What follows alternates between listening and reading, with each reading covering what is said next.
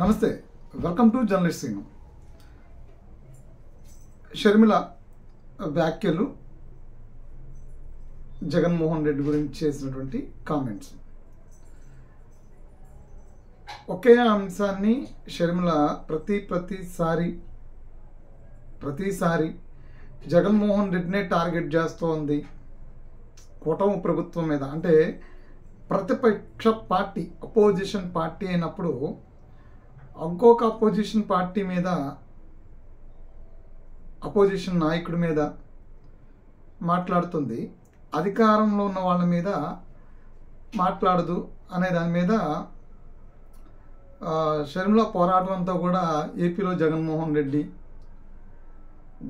రెడ్డి మీద పోరాటమే తప్ప ప్రభుత్వం మీద పోరాటం చేసేటువంటి లేదు. ఆమె ఈ కూటమి ప్రభుత్వానికి సంబంధించినటువంటి వ్యక్తి, అంటే ఒక కోవట్లాగా ఉన్నటువంటి వ్యక్తి అనేది వైసీపీలో ఉన్నటువంటి వాళ్ళు చేసిన కొన్ని సందర్భాల్లో, చాలా సందర్భాల్లో ఆవిడని చంద్రబాబు నాయుడు ఆంధ్రప్రదేశ్లో జగన్మోహన్ రెడ్డిని తిట్టిస్తున్నాడనో మాట్లాడిస్తున్నాడు అనేది వైసీపీ నేతలు చేసేటువంటి కొన్ని కామెంట్స్. సరే, ఇప్పుడు మరొకసారి షర్మిల జగన్మోహన్ రెడ్డిని టార్గెట్ చేస్తూ, ఆవిడ అపోజిషన్ పార్టీ కాంగ్రెస్ పార్టీలో ఉండి కూటమి ప్రభుత్వాన్ని ఎప్పుడు ఏ సందర్భంలో ఏ అంశంలో ప్రశ్నించాలో ఆ అంశంలో ప్రశ్నిస్తుంది. ఎందుకంటే ప్రజలు రోడ్ల మీదకి వచ్చి అపోజిషన్ పార్టీ దగ్గరికి వెళ్ళి, ఇక్కడ మాకు అక్రమం జరుగుతుంది, అన్యాయం జరుగుతుంది, ప్రభుత్వాలను నష్టపోతున్నామని చెప్పని ప్రజలలో వచ్చిన స్పందన తర్వాత అపోజిషన్ పార్టీలు కొన్ని స్పందిస్తాయి. అటు వామపక్షాలైనా, కాంగ్రెస్ అయినా, ఇంకెవరైనా సరే, ఇక ఏ పార్టీ అయినా సరే, అప్పుడు ప్రజాగళాన్ని వినిపించేందుకు ప్రజలకు మద్దతుగా నిలబడతారు అపోజిషన్ పార్టీలు. సరే, ఇప్పుడు సమస్య లేనప్పుడు, ప్రజలు మా గళం వినిపించాల్సిన అవసరం లేనప్పుడు ఉత్తగానే అపోజిషన్ తిట్టాల్సిన అవసరం ఉండదు. అది ఎవరికి ఉంది అవసరం అంటే కేవలం వైఎస్ఆర్సీపీకి మాత్రమే ఉంది. ఎందుకంటే అధికారం కోసం, ప్రజా శ్రేయస్సు కోసం కాకుండా కేవలం అధికారం కోసం మాత్రమే పనిచేసే పార్టీ ఏదైనా ఉంది, కేవలం అధికారం కోసం మాత్రమే కొట్లాడేటువంటి, కుర్చీ కోసం మాత్రమే కొట్లాడేటువంటి పార్టీ ఏదైనా ఉంది అంటే అది దేశం మొత్తం మీద ఒక వైఎస్ఆర్సీపీ పార్టీ మాత్రమే. అందరికీ కాబట్టి రాజకీయ పార్టీ అయిన తర్వాత అందరూ అధికారంలోకి రావాలనుకుంటారు, అందరూ ముఖ్యమంత్రులు కావాలనుకుంటారు, ఆ పార్టీ నడిపే ప్రతి ఒక్కరు కూడా. కానీ వైఎస్ఆర్సీపీ పార్టీలో మాత్రం దానికి భిన్నంగా ఉంటుంది. వాళ్ళే ఎప్పటికీ అధికారంలో ఉండాలి, పవర్ మాత్రమే కావాలి, ముఖ్యమంత్రిగా ఉండాలి, మంత్రులుగా ఉండాలి, ఎమ్మెల్యేలుగా ఉండాలి. ఆ పార్టీలో ఉండేటువంటి కార్యకర్తలు మా ప్రభుత్వం అధికారంలో ఉందని ఏది మెడితే అది చేసుకుంటూ ప్రజా ఆ జీవనాన్ని అస్తవ్యస్తం చేస్తూ, అనవసరపు రాజకీయాలు చేస్తూ ఉండాలి. ఇది ఆ పార్టీ పాలసీ, ఆ పార్టీకి ఉన్నటువంటి పాలసీ అది. అది కూడా ఎలా చెప్పగలుగుతున్నామంటే, గత 5 ఏళ్ళు అధికారంలో ఉన్నప్పుడు చూసినటువంటి సందర్భాలను బట్టి, జరిగిన సంఘటనలను బట్టి, కొన్ని ఉదాహరణలను బట్టి చెప్పగలుగుతున్నాము. ఈ సంవత్సర కాలంగా అధికారం కోల్పోయిన తర్వాత వాళ్ళ దగ్గర నుంచి వింటున్నటువంటి కామెంట్స్ని బట్టి, వాళ్ళు పడుతున్నటువంటి తపన బట్టి చెప్పగలుగుతున్నాము. సరే, అధికారమే ఎజెండాగా పనిచేస్తారు అంటే అధికారం ఎజెండాగా పనిచేస్తారు. మిగతా అందరికీ ముఖ్యమంత్రి కాలం ఉంటుంది. ప్రజల కోసం, ప్రజలకి ఏదో ఒకటి చెయ్యాలి, అధికారంలోకి రావాలి, ప్రజలకు ఏదో ఒకటి చెయ్యాలి, మరలా గెలవాలనుకుంటారు. కానీ వీళ్ళకి అధికారమే కావాలి, ప్రజలకి ఏదో మంచి చేయాలని కాదు.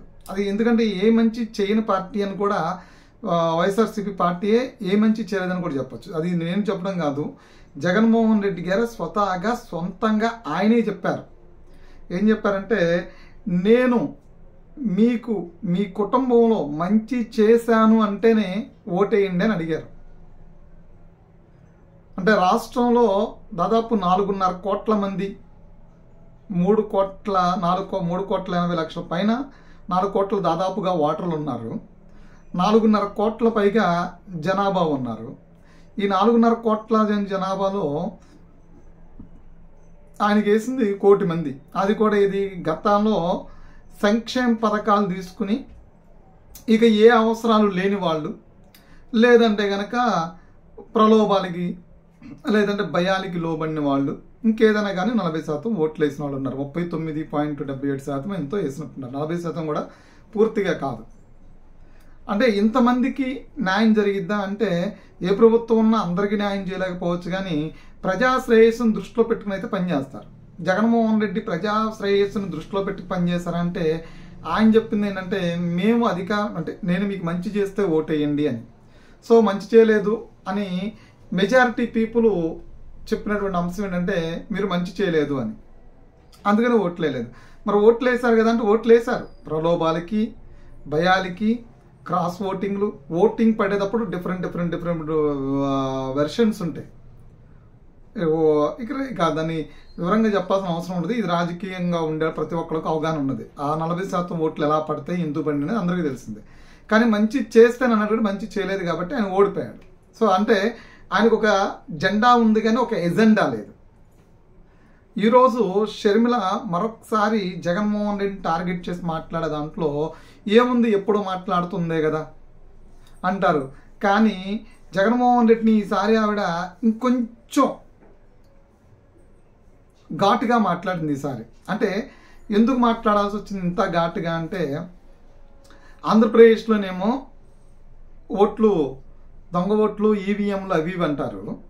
మరి ఓట్ చోరీ జరిగింది, మద్దతు ఇవ్వంటేనేమో ఇవ్వలేదు. కాంగ్రెస్ పార్టీ ఓట్ చోరీ కోసం చేస్తున్నటువంటి నిరసన కార్యక్రమ ర్యాలీకి వైఎస్ఆర్సీపీని మద్దతు ఇవ్వమంటే ఇవ్వలేదు. అంటే ఏంటి, నరేంద్ర మోడీకి జగన్మోహన్ రెడ్డి ఎదురెళ్ళేటువంటి పరిస్థితి లేదు. సరే, అదొక అంశం. ఈ అంశంలో జగన్మోహన్ రెడ్డి ఏంటి అనేది, అంటే జగన్మోహన్ రెడ్డి పరిస్థితి ఎలా ఉంది అనే దాని మీద షర్మిల చెప్పడం ఏంటంటే, ఆయన అక్రమ సంబంధం, అక్రమ పొత్తు, రాజకీయ వ్యభిచారి. అక్రమ పొత్తు, రాజకీయ వ్యభిచారి అంటే ఏంటి, దీన్ని మాట్లాడదాం. అదే అంశాన్ని చెప్పడానికే ఈ చెత్తంతా చెప్పాల్సి వచ్చింది. సో అక్రమ పొత్తు అంటే ఏంటి, ఆయన పొత్తు పెట్టుకోకుండానే బీజేపీతో గత 5 ఏళ్ళు రాజకీయ లబ్ధి కోసం, ఆయన సొంత స్వలాభం కోసం రాష్ట్రంలో జరుగుతున్నటువంటి డెవలప్మెంట్స్ని గాలి కొదిలేసి మొత్తం అంశాలన్నింటినీ గాలి కొదిలేసి, పోలవరం గీత దేనికి నిధులు సేకరించకుండా అన్నిటికీ ఆయనే అడ్డుపడి బీజేపీ ఏ బిల్లు పెట్టినా చేయెత్తినటువంటి వ్యక్తి. దేనికోసం చేశారు అంటే అది రాష్ట్రం కోసం మాత్రం అనుకోవద్దు.